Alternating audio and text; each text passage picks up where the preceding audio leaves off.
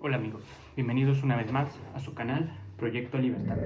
Primeramente quisiera pedirles una disculpa por el ruido exterior. No es algo ajeno a mí, que no está dentro de mis posibilidades de controlar, entonces les pido una disculpa en ese sentido. Sin embargo, no quise dejarlos sin video esta semana. Por lo tanto, vamos a seguir hablando de esto que es el proceso penal acusatorio. El día de hoy tocaremos el tema de derechos en el proceso penal acusatorio mexicano.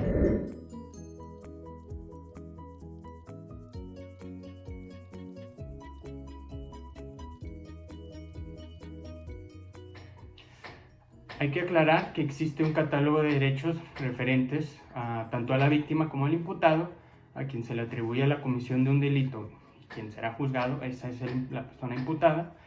Existe ese catálogo de derechos en el artículo 20 constitucional.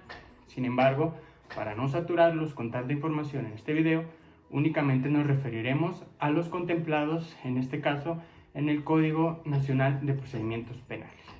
Cabe destacar que también muchos de estos derechos contemplados en el Código Nacional de Procedimientos Penales son los mismos establecidos en este artículo 20. Hay otros distintos, pero igual abordaremos estos posteriormente en otra parte. Para empezar a tocar este tema, primeramente tenemos que hacer referencia a la Ley General de Víctimas, que establece en su artículo 5 diversos principios mediante los cuales se implementan las medidas de protección a las personas que hayan sufrido un detrimento en su integridad personal o en su patrimonio por existir la comisión de un delito que los haya afectado de manera directa o indirecta. En este caso hay que hacer referencia primordialmente al principio de máxima protección, el cual afirma en el artículo 5 de la Ley General de Víctimas, que toda autoridad de los órdenes de gobierno debe velar por la aplicación más amplia de medidas de protección a la dignidad, libertad, seguridad y demás derechos de las víctimas del delito y de las violaciones a derechos humanos. Las autoridades adoptarán en todo momento medidas para garantizar la seguridad, protección, bienestar físico y psicológico e intimidad de las víctimas. Ahí encontramos este primer derecho, que es el derecho a la intimidad y a la privacidad.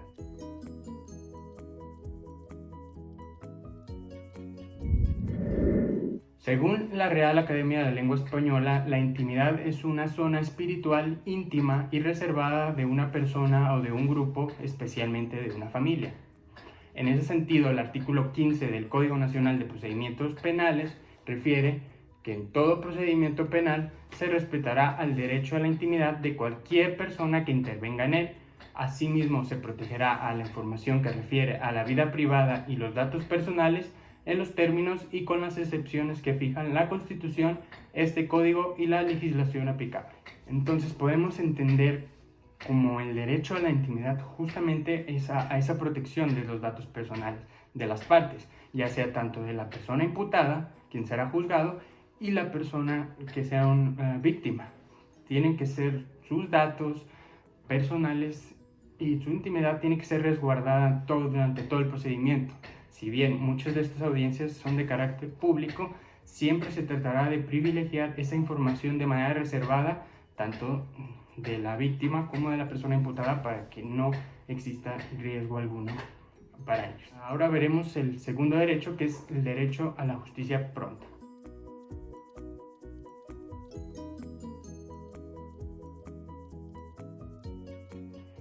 De la misma manera, el artículo 16 del Código Nacional de Procedimientos Penales refiere que toda persona tendrá derecho a ser juzgada dentro de los plazos legalmente establecidos. Los servidores públicos de las instituciones de procuración e impartición de justicia deberán atender las solicitudes de las partes con prontitud, sin causar dilaciones injustificadas. Esto es muy importante, pues implica la celeridad en el proceso penal acusatorio, pues todas las partes en el proceso, incluyendo la autoridad jurisdiccional, es decir, el juez, deberá fijar sus resoluciones en los plazos respectivos sin dilación alguna, salvo que existiera alguna causa que tendría que justificarse y motivarse en la instancia respectiva. Es decir, el juez, si por alguna razón no pudiera emitir la resolución como está contemplado originalmente en el plazo respectivo, y existiera una causa de dilación tanto dentro de su mismo juzgado o ajena a él, pues él tendrá de manera justificada y fundamentada establecer cuáles son los motivos por los cuales no pudo emitir la resolución en tiempo. Después tenemos el derecho a una defensa y asesoría jurídica adecuada e inmediata.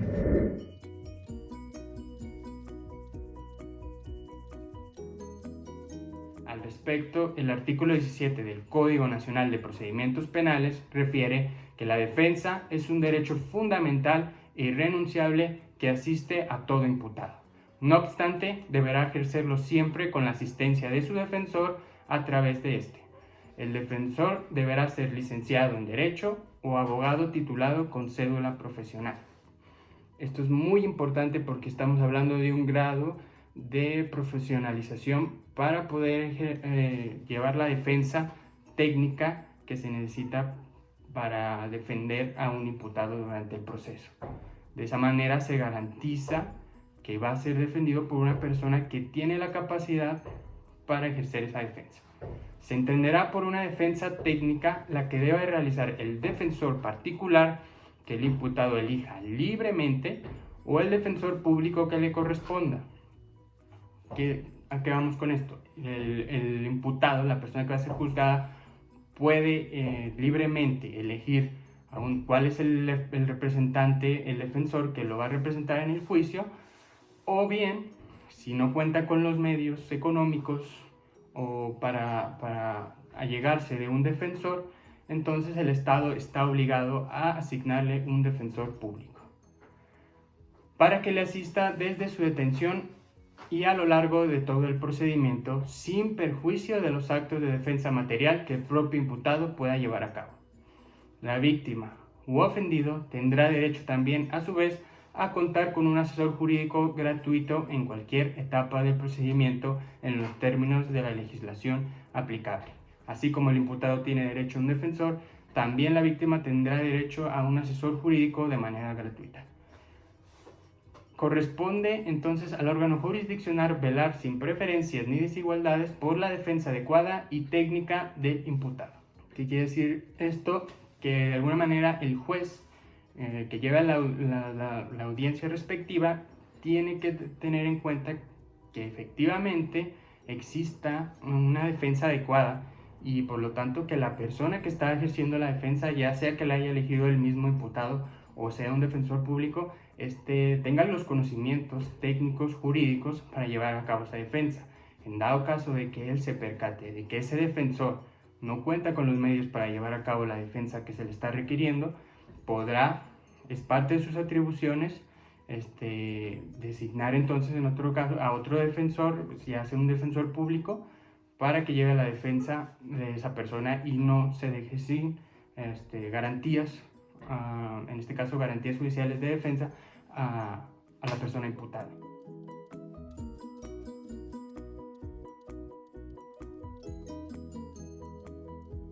Después tenemos el derecho a la información. Este derecho viene contemplado en el artículo 18 del Código Nacional de Procedimientos Penales. Establece que todas las autoridades que intervengan en los actos iniciales del procedimiento deberán velar porque tanto el imputado como la víctima u ofendido conozcan los derechos que reconocen en ese momento procedimental la Constitución, los tratados y las leyes que ellos emanen en los términos establecidos en el presente código. Esta parte refiere que todas las partes en el proceso, ya vimos, puede ser la persona imputada, la persona que va a ser juzgada o la persona que es víctima, tienen que tener conocimiento en todo el proceso de cuáles son las etapas que están llevando, se les tiene que explicar sus derechos en cada etapa, tienen que estar siempre pendientes a la información que se les está dando. Es parte fundamental en el proceso penal acusatorio que las partes sepan y tengan información de lo que está aconteciendo y qué está pasando en cada etapa del proceso. Por otra parte, tenemos el derecho al respeto a la libertad personal.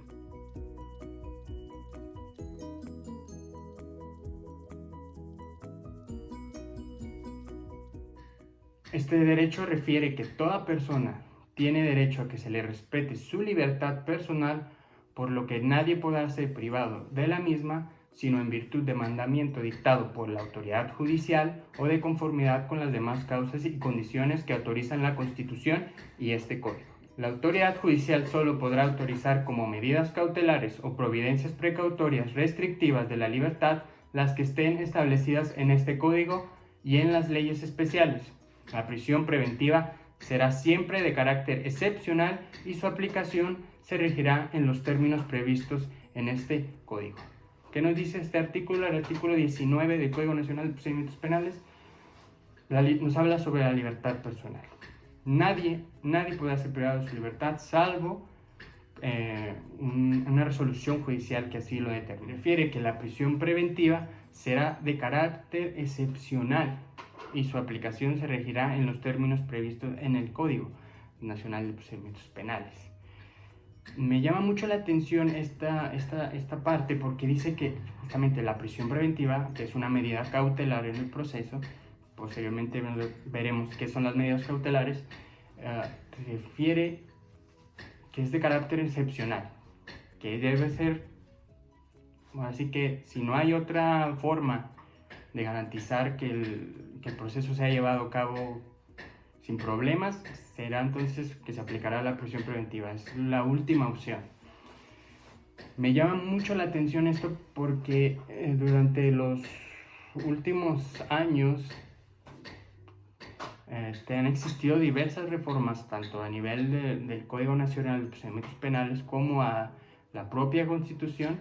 La última de ellas, publicada en el Diario Oficial de la Federación el 14 de julio, el 12 de abril de 2019, en la cual se reformó el artículo 19 de la Constitución Política de los Estados Unidos Mexicanos, que establece cuándo el juez ordenará la prisión preventiva oficiosamente. Les voy a dar una leída de esta parte, cuáles son los delitos por los cuales el juez debe oficiosamente ordenar la prisión preventiva. Dice: el juez ordenará la prisión preventiva oficiosamente en los casos de abuso, violencia sexual contra menores, delincuencia organizada, homicidio doloso, feminicidio, violación, secuestro, trata de personas, robo a casa-habitación, uso de programas sociales con fines electorales, corrupción tratándose de los delitos de enriquecimiento ilícito y ejercicio abusivo de funciones, robo de transporte de carga en cualquiera de sus modalidades, delitos en materia de hidrocarburos, petrolíferos o petroquímicos, delitos en materia de desaparición forzada de personas y desaparición cometida por particulares, delitos cometidos con medios violentos, con armas y explosivos, delitos en materia de armas de fuego y explosivos de uso exclusivo del ejército, la armada y la fuerza aérea, así como los delitos graves que determine la ley en contra de la seguridad de la nación, el libre desarrollo de la personalidad y de la salud. Hasta se me fue el aire. Como podrán ver, son un gran número de delitos los que hoy se contemplan en el artículo 19 constitucional, por los cuales el juez debe, de manera oficiosa, ordenar la prisión preventiva. Para que, ¿qué es la prisión preventiva? Pues que las personas que estén llevando el proceso, que están todavía en esa etapa del proceso, que aún no han sido condenadas, pues tengan esta prisión preventiva para asegurar que el proceso pase sin ningún problema, de que no haya riesgo de fuga, que no haya riesgo a la víctima. Entonces, pues son un gran número de delitos que ameritan la prisión preventiva oficiosa, y me llama mucho la atención justamente en congruencia con el artículo 19 del Código Nacional de Procedimientos Penales, que establece que debe ser la prisión preventiva de carácter excepcional. Entonces, ¿cómo de alguna manera es de carácter excepcional? Y estando tantos, y por otro lado la Constitución diciendo que de manera oficiosa se tiene que establecer la prisión preventiva por toda esa cantidad de número de delitos. Me parece ahí que existe una incongruencia, que no va acorde lo que dice la Constitución con lo que está diciendo la ley. Y esto se debe, yo pienso, a que ha sido la forma en que los legisladores han tratado de evitar lo que muchos denominan el sistema de puerta giratoria, de que las personas que estén llevando los procesos no salgan impunes de este tipo de situaciones, Sin embargo, a mí sí me parece una medida muy incongruente. Creo que debería ponerse más atención a otros rubros y lo que se trata de evitar es justamente la obstaculización de la justicia. Se tiene que ver otras cuestiones más pertinentes y dadas a la investigación que se está realizando por parte de los ministerios públicos, que por llenar un catálogo de delitos en un artículo que dice que la prisión preventiva debe hacerse de manera oficiosa. Creo que hay un importante tema de discusión, pero pues ahí dejo la inquietud a ustedes. ¿Qué opinan? ¿Qué piensan? ¿Debe haber prisión preventiva oficiosa para toda esta cantidad de delitos o incluso más? ¿Debería contemplarse más delitos o si es algo totalmente incongruente? ¿Qué piensan ustedes? Para mí sí se está afectando derechos, principalmente el de la libertad personal y obviamente la presunción de inocencia, porque no puede ser posible que una persona que aún no ha sido condenada pues tenga que oficiosamente estar privado de su libertad sin siquiera haber sido condenada por un delito. Pero bueno, aquí les dejo el tema. Fue un placer saludarlos de nuevamente, pero en estos días volverles a subir otro video hablando sobre el siguiente tema del proceso penal acusatorio. Les mando un gran abrazo, un saludo y recuerden, sean libres.